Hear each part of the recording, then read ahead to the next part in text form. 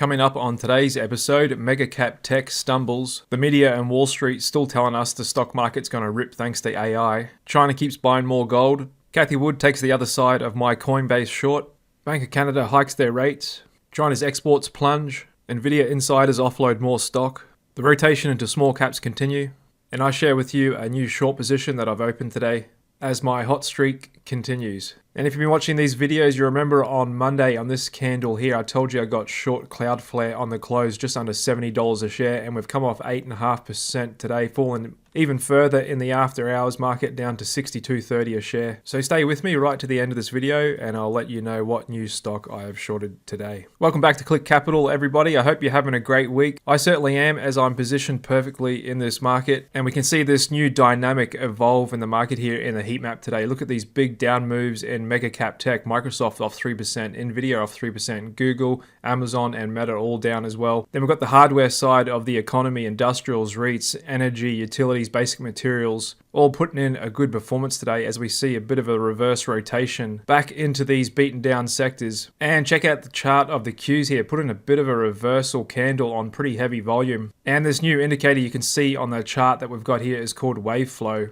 This is our latest indicator. We've just finished developing and will be available to purchase on our site clickcapital.io in about a week. And for those of you who have already purchased our all indicator package, you will be given all our latest new indicators free of charge. And so with this indicator wave flow, that gives you a visual representation of the short-term trend. And just to be clear with indicators, we're not looking for the holy grail, as it doesn't exist. There's nothing that will be able to predict the future with 100% accuracy. But what we're looking with indicators is to give us a good visual representation of what's going on in the market, the trends and the levels. And with our wave flow indicator, it obviously makes it easy to see what the immediate trend is. It's pretty responsive. And you want to look for things like when the candle goes completely outside the wave flow, when the wave flow bunches up and then we get a squeeze out of that. And it just helps you get an idea of where we are in the market. We can see that in the Russell 2000 here. We've been squeezing up and it looks like we've broken out of that with quite a bit of force on the volume as well. However, we are coming up to this bit of a resistance zone on the Russell 2000. We go out to the weekly chart. We can see there is a bit of overhead resistance there. So the Russell may pause out over the next day or two. And this is a spread chart of the Qs versus the Russell. And that fell really hard today, down 3.2% and closed under its 50-bar VWAP for the first time since late February. And we can see the wave flow just gone from green to red. And here's the spread of the Russell versus SP500. So like I've been saying since Friday, I think we may have put a bottom in on the spread in it. And it looks like now small caps are catching up to their larger counterparts. And check out some of the price action in the mega cap tech. You heard me say on Monday after Apple released their new VR headset, I think we put in a top here on this bearish engulfing candle. And we've come off again a little bit today on a negative bearish divergence. But the other mega cap techs came off a lot more. Look at NVDA down over 3%. And wouldn't you know it, just as I predicted, we've got another insider offloading a large chunk of shares in NVIDIA.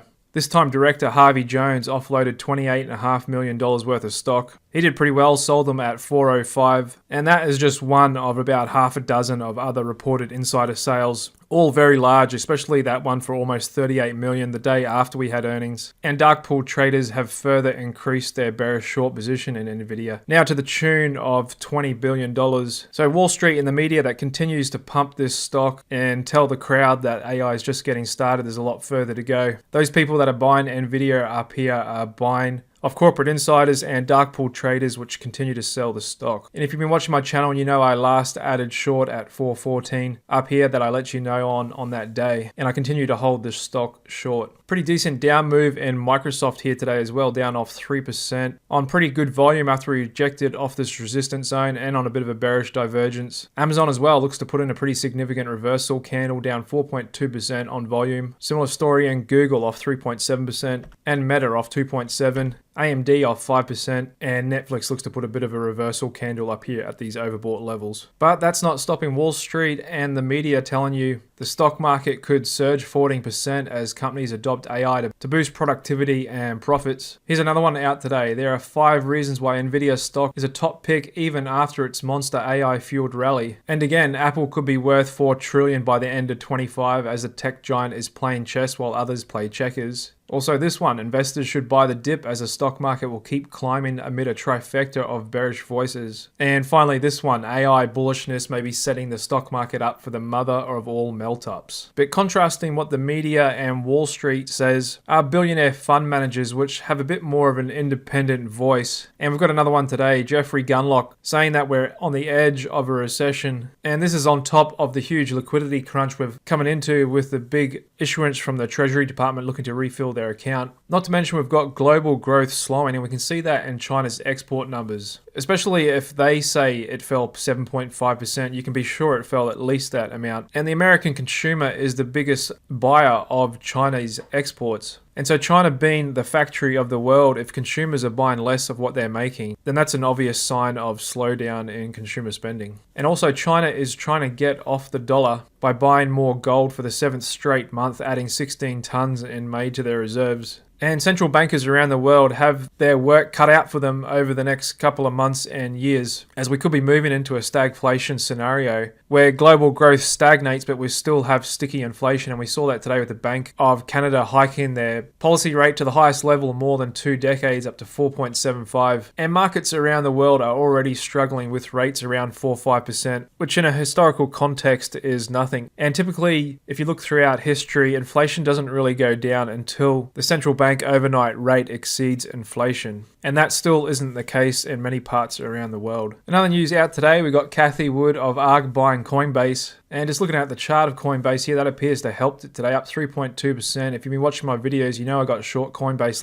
last week at 62 a share. I'm still holding short here. A lot of people like Cathie Wood aren't giving up hope yet. However, the crypto market is already in decline as a whole, in my opinion. And then you've got the US government and regulators trying to shut you down as well. That to me is a huge uphill battle. And so I still believe the risk reward is to the downside. Other news out today, meme stock favorite GameStop fires its CEO, elects Ryan Cohen as executive chairman. And we can see the stock plunging in after hours, down almost 19%, down to 21 a share. Visa and MasterCard dip a little bit as Congress takes a renewed aim at credit card fees. And just looking at the monthly chart of Visa here, these two companies have pretty much been operating a duopoly in the credit card business for a long time now, and have just absolutely convinced investors and the market that these companies can do no bad. They will continue in their parabolic rise forever and forever. And while that has been the case for over a decade, nothing like that goes on forever and ever. And we can see in the price action it's stalling out here at this resistance zone. Same story on MasterCard. We've been consolidating here for the last couple of years, and these are still super loved by investors, so I don't currently hold them, and I think they're ripe for disruption. And they've been getting away with exorbitant fees for quite some time now, and now regulators have got them in their crosshairs as well. Not much out in economic data today, just had that balance of trade come in a little bit weaker. Same with crude oil, stocks came off a little bit weaker than expected, which helped the price of oil today. Then we just got the weekly jobless claims out tomorrow, nothing on Friday. Fed fund traders increased the probability the Fed will hike in June to 27%. However, it looks like the Fed may pause and see how this debt ceiling liquidity drain unfolds in the market. However, the market is still pricing in a greater chance than not that the Fed will have hiked by July. So if we don't get the hike next Wednesday, we should be getting it in July. And surprisingly enough, with that pullbacks in mega cap tech, the fear and greed index is still holding on onto the extreme greed zone here at 75. And an absolute monster day in the options market, 48.5 million contracts traded. And once again, 56% calls. The market just can't stop loading up on calls and mega cap tech. There's Tesla at 36%, NVDA 40%, Amazon 41%. And once again, huge put activity in the high yield corporate bond ETF. The dark pool index just hovering in there, slightly above neutral territory. Corporate insiders continue to offload stock more than 2-to-1 versus purchases.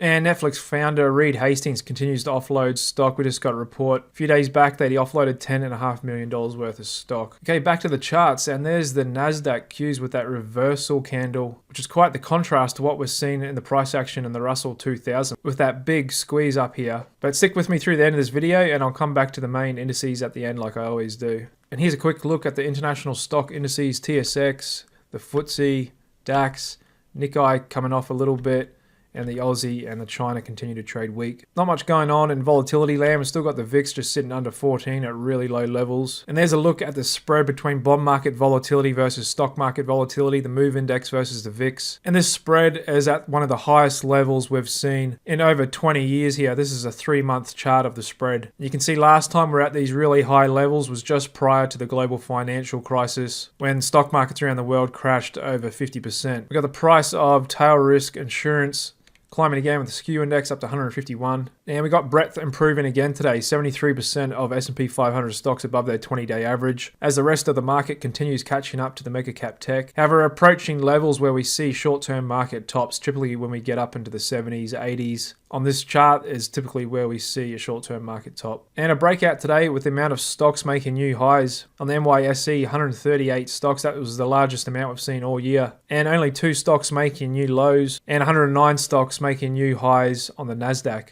Now, last time we got up here was on Feb 2 when we had a bit of a short-term peak on the market. So in the short term, we may be a little bit stretched here, but in the medium term, it continues to make the market a lot more tricky because if we continue seeing this improving breadth, then it becomes harder and harder to call it a sideways bear market. We're kind of in this really kind of mixed ground here in the market. In my opinion, people are saying like it's a new bull market. No, it's still a bear market. If you look at the chart, the SP 500 the last year, which I've shown here, it's a sideways market. We're bouncing up and down. We're at the top of the range here. So we'd really have to break out of this range, break above 4350 on the S&P 500 and hold it with conviction to really kind of say maybe we're in a bull market, but that'd be in the face of so many other indicators, both technical and fundamental as well. Had the biggest down day in the growth versus value spread here today. And there's another look at the spread between NASDAQ and the Russell 2000, just really come off hard these last couple of days. And developed stocks continue to get whacked versus American stocks. Government bond yields just sitting flat. The high yield bond ETF did a bit of a bearish engulfing candle back underneath its 50. Bitcoin looks to have rejected off the 27,500 level again. Commodities hanging in there, not doing too much today. Bit of a reversal candle on the AI bots ETF. Clean energy ETF found new highs again today. A further bounce back in retail stocks. Nice move up in the energy stocks here today. Regional banks continue to perform well with the ETF up 3.3%. And check out that list of 10 cheap banks I gave you guys back on the 11th of May. Continue to have another big day here with some of them up as much as 6%. And that just shows the rotation back into small cap value that we've seen over the last couple of days and even weeks. Another bullish move up in defense stocks. REITs as well even perked up today. And defensive sectors, healthcare and staples continue to trade a little weak except for utilities. Had a pretty nice move up in them today. Tesla was the exception today among the mega cap techs.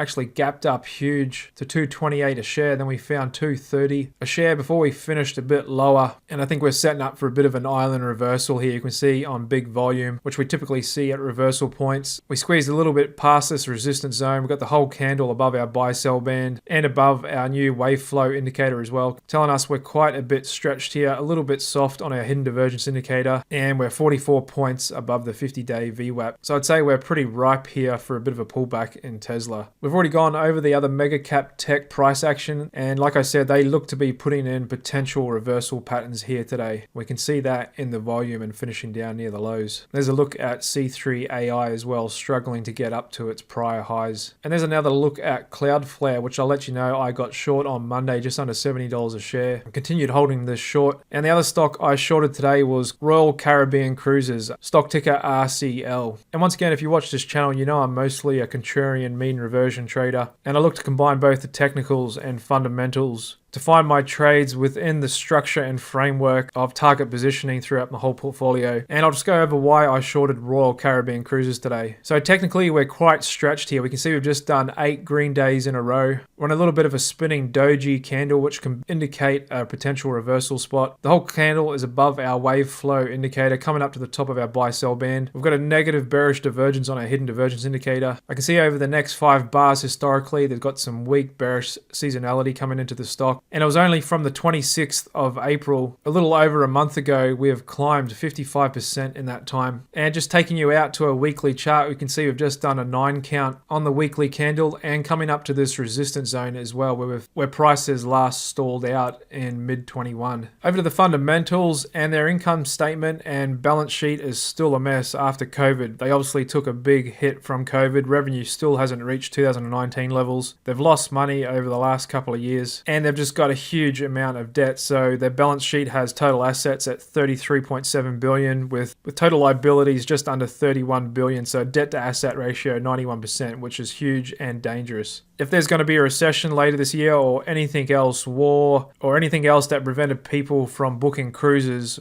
then they have a lot of debt to pay. And if they suffer any hiccups in their income, that's going to spell huge trouble for them. And just looking at our stock fair value indicator, we've got fair value at $43 a share. So the stock is overvalued by more than 109%. And we can see on our business quality score indicator, that's negative as well. Anything negative is really bad. So I'm speculating here is a good spot to get short. Makes for a good risk reward. If I want, I could bail on the short. If we close up above this resistance zone here, above 100 a share, I could decide to take a loss if something changes. However, I'll probably hold on and give it a bit of wiggle room, 20% or so to go against me. Because we look out on the weekly chart here, ever since it bottomed in July last year, it's ripped up threefold from 30 a share to 90 a share, and I'll be looking for a big retracement of this big move, maybe a 50% retracement or more depending on the market. So I'll be looking to hold this and maybe get out in the low 60s. However, if we go into a bad recession or anything else that goes bad, I may want to hold this for as long as I can, as this is quite inflated here in my opinion, and with that bad balance sheet, it's hard to see this business and stock growing going into a global recession. Got a bit of a bounce up in Carl Icahn stock here today, and the big banks continue to hold on to their 50-day VWAPs, including Charles Schwab as well, finding new highs. So we may have put in a low here, and the worst of the banking crisis may be behind us. And here's a look at our other new indicator, the SP500 oscillator, which helps us detect when the market is overbought and oversold. It looks at a lot of data points, not just price action. Looks underneath the hood at the internals of the market, like breadth, options, volatility, retail sentiment. And that's really elevated here today at 64, telling us that the market could be near a short-term top. And a quick look at another indicator we follow is the global net liquidity model on this yellow line here that models the liquidity from global central banks in the market.